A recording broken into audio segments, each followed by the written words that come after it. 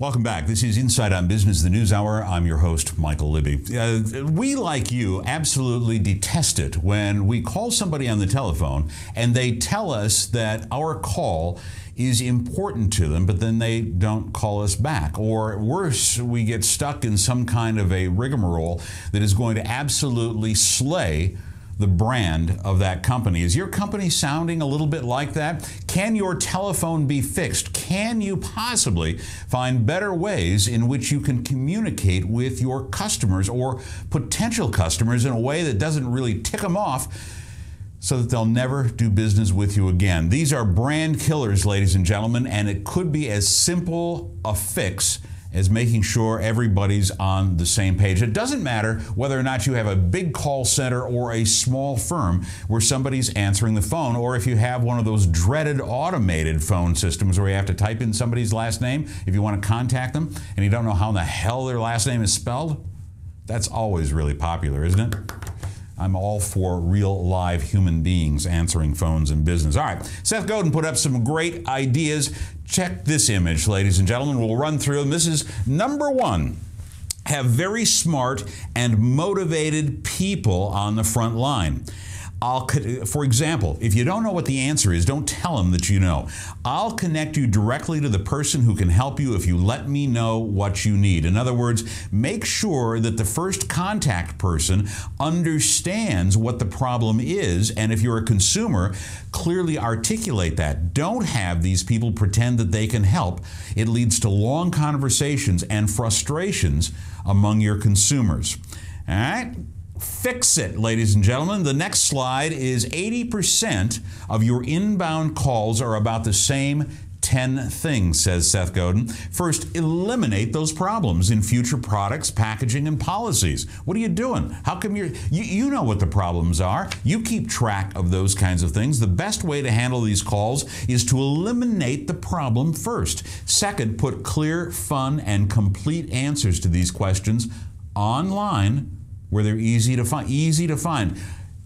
Very important, make them easy to find. And third, hire talented voice actors to record engaging answers to each one of them and offer them as a first resort. Why not?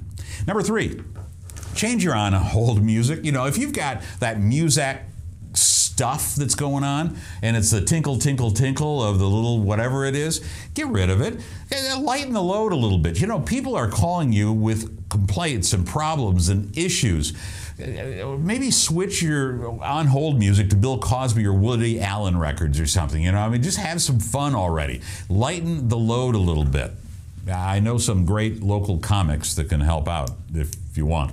Number four, whenever the wait is more than 2 minutes, offer a simple way to be called back and then make sure it works. Nothing infuriates people like having to sit on the phone listening to that god-awful music for an extended period of time and saying that your call is very important to us, we'll be with you in a minute. It absolutely drives people crazy.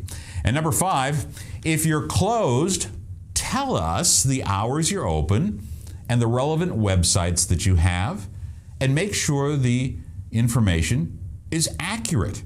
I mean, there's nothing worse than saying, okay, well, yeah, thanks for calling, and you don't, you know, or you have your message on it says, you've called our offices after business hours. We normally open up at 8 o'clock in the morning, and it's already 10 o'clock, and you've got the same message going on. What does it tell the consumer? It tells the consumer you do not care, and their call is not important to you.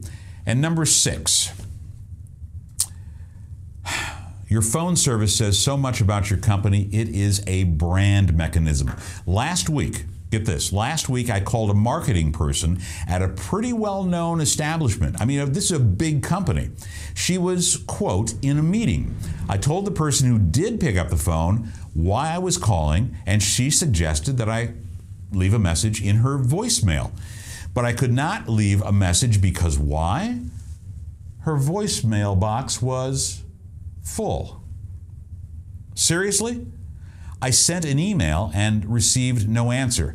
How willing do you think that we're going to be to engage that business in the future?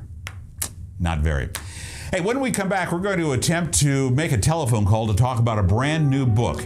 It's called RAGBRAI. The author is a Des Moines native. His name is Greg Borzo, and Greg's just released this book. He's done several other books. One of the most interesting, I think, is The Story of the L, the elevated trains in Chicago. Now living in Chicago, Greg Borzo will try to connect with him next as Insight on Business, the News Hour, continues.